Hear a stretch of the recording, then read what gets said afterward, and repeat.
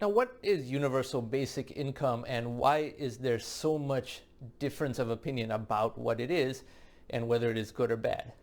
In a simple sense, it is a belief that every adult citizen should have a basic universal income that they earn just for doing absolutely nothing. The fact that it's guaranteed is in fact important. Now there's differences about who should get it. Should people who are not citizens get it? Should illegal immigrants get it? And so on and so forth. But the confusion arises from both sides in that each is trying to push a certain agenda. Old school socialists see this as a fancy new way to introduce a very old idea, socialism, which is just tax the rich and give to the poor, even though that has never ever really worked. No matter what type of country it has been done in, the only times that a relatively high tax rate and generous social safety net have worked have been in countries like the Scandinavian countries where A, the economic productivity is very high, B, the countries are small and very homogeneous, so there isn't an inner sense that someone is paying for a different demographic group and getting nothing in return. And C, because their government is innately more productive. The average government bureaucrat in Norway, Sweden, or Denmark in the 80s, 90s, and 2000s was more competent and more productive than the average government bureaucrat in the United States. And that's one thing nobody ever talks about. Why can't government be more efficient? The tax rate should be the secondary concern. Make government 40% more efficient. Then decide whether the tax rate should be low or high or whatever, because you could have the same amount of benefits for much lower tax or many more benefits for the same tax if the government were just 40% more efficient. That would still be less efficient than the private sector, mind you, but a 40% increase from here would be a tremendous benefit to society. But then the problem with the concept of universal basic income is that the socialists get very excited about it and they say that tax the rich and give to the poor to reduce inequality. That doesn't work because there is a certain elasticity of incentives. If you make the very wealthy people lose $3, then poor people get $1 out of that. So net, you are decreasing the wealth in society. And some collectivists are perfectly fine with that. They would rather that the society in total would be poor as long as some inequality, as measured by them, is reduced. That, of course, makes no sense at all. One metaphor that I used in my Atom publication was that if someone is very, very attractive, very good looking, and someone is not attractive at all, if you cut off the nose of the attractive person and graft it onto the face of the unattractive person, you did not make anyone better off. You made both of them less attractive than they were before, because the formerly attractive person now has their nose severed off, and the unattractive person now has a second nose grafted onto them. Both became less attractive. So very forced, very punitive redistribution is a net negative in very much the same way. Now, the problem also arises with so-called conservatives who don't really conserve anything. They get to a point of saying we oppose socialism and all that, but then once any entitlement program came into existence, in the United States there's Social Security and Medicare, other countries have something similar, then they want to preserve that because a conservative is more interested in preserving the status quo than adhering to any absolute set of principles. So they'll say, any new government entitlement program is socialism and we oppose socialism. But don't you dare talk about reforming Social Security because Social Security has been around long enough that now it's a fabric of American society.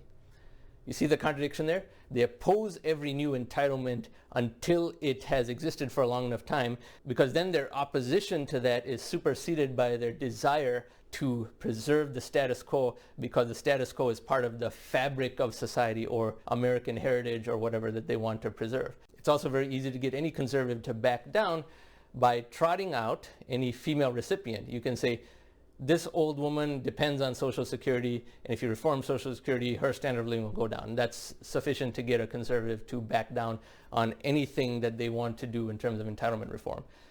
And therefore, for that reason, while they rightly oppose a new entitlement, they also oppose consolidation of existing entitlements into something that would be more efficient. See, Andrew Yang was a Democrat Party presidential candidate in the 2020 election. He did not get very far, but he did have certain ideas that were pretty good, although not as good as the ideas that I have put forth in my Atom publication, etc., over the years. And it's not that he was advocating for vastly new spending. One of the core foundations of what he was saying was that entitlements should be bundled. And maybe he got it from my Atom publication because he rose to prominence in very late 2019, early 2020, whereas my Atom publication was out 4 years before that, early 2016. But in just consolidating all the benefit programs and saying that they can be universal, the amount of money saved just in terms of government graft and means testing and other inefficiencies and non-interlocking bureaucracies becomes very substantial. 75% of all US federal government spending is merely a transfer between individuals in the form of these various entitlement programs. And since taxes collected are not even 75% of government spending, we have substantial deficit spending. Taxes are maybe 70% and then 30% is deficit spending above that. It's safe to say that at least 100% of all taxes collected go only in terms of payments to individuals, Social Security, Medicare, welfare, EBT, all kinds of other entitlement programs. It would actually be more efficient to say, sweep aside all these various entitlement programs. You get the same $1,000 a month, every US citizen adult, whether you are employed or not, whether you are young or old, whether you are male or female, whether you are rich or poor, because it is more efficient to just make it universal than to say, well, your income has to be below this, and then you have to have this condition, then you have to have that condition, enabling a huge bureaucracy that then reduces the productivity of government. $1,000 a month to everyone would actually be more efficient, and the rich people who absolutely don't need it and need to virtue signal by saying, well, I don't need it, give it away. Feel free to give it away. One of the most charitable things anyone with money can do is to buy a product that you believe to be very good and then tell other people, including in terms of online reviews, but also to your friends, that this product was extremely useful and a very good value for its money, because then the people who produce that product will get more demand and their careers will prosper and their financial well-being will increase. So a consolidation is attractive just in terms of the massive simplification it represents and the 40% increase in the deployment of government funds that it represents. In my Atom publication, I don't use the word UBI because that has too much baggage around it. The most crazed and vengeful socialists talk about UBI all the time because they're not even interested in helping the poor. They're only interested in hurting people that they perceive to be wealthy. They're confused about who is wealthy and who isn't because they equate a billionaire and someone who makes only $400,000 a year as the same, because both of those people seem wealthy to the street level activists. Therefore, any tax scheme designed to tax billionaires usually falls on the upper middle class, the $400,000 income households. And that's why UBI is stigmatized because of extreme socialists taking it over. So that is why a lot of leftists and collectivists have given the concept of universal basic income a bad name. If they're the most vocal voices behind the acronym, that is not going to improve. Because communism and socialism has never really worked in any country for reasons that are well understood. And communists and socialists don't really practice such generosity in their personal lives at all, for which there are countless examples. But conservatives also give a bad name to universal basic income because conservatives, for some reason, never talk about making the government more efficient. They say make taxes low, but they do nothing for tax simplicity. They only want to reduce the retail top bracket of tax. And they only work in the smallest of increments. A big conservative success would be to make the retail top income tax bracket 35% instead of 37%, meaning a 2-point reduction. They can never think big, such as an idea of how automating most of government can lower income tax on humans to 0, while also having a more robust safety net that takes the form of a universal stipend, for example. How? Make the government more efficient. Why can we no longer speak in terms of the government becoming just 40% more efficient? It can actually be much more than that as well. Think of it another way.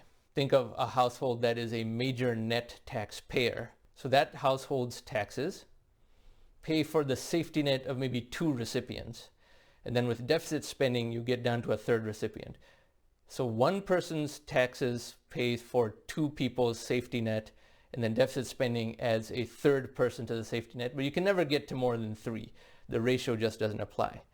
Now with automation and AI, The same thing that scares people about AI automating so many tasks so some jobs go away, that can in fact stretch that ratio considerably. Instead of one taxpayer ultimately supporting 3 people, one of those 3 via deficit spending, instead of 3 to 1, why not 5 to 1, 10 to 1, 20 to 1?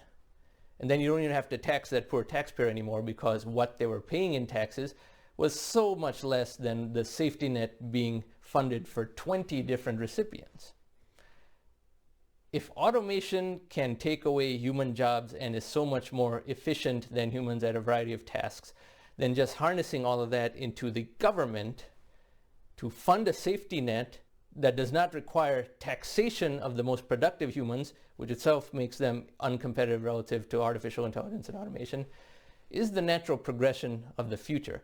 Therefore, I have gone on record many times saying that the only real path to anything that could be called universal basic income or something equivalent to that is a lowering of income tax rates, not an increase.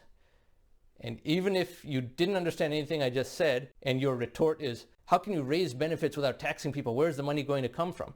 Well, automation generates surplus output above and beyond taxation of humans, which can be a safety net for humans. And for that, I encourage you to read my Atom publication, which is also an audiobook you can read along with in this playlist over here.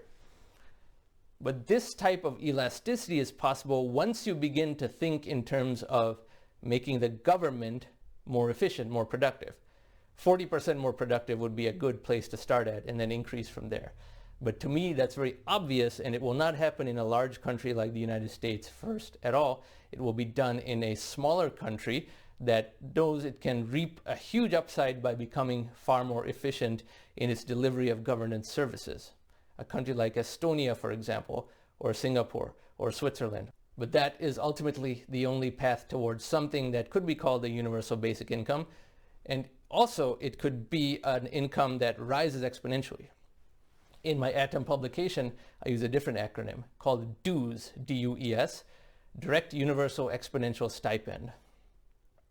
And I explain the mechanics of how that could work in that publication.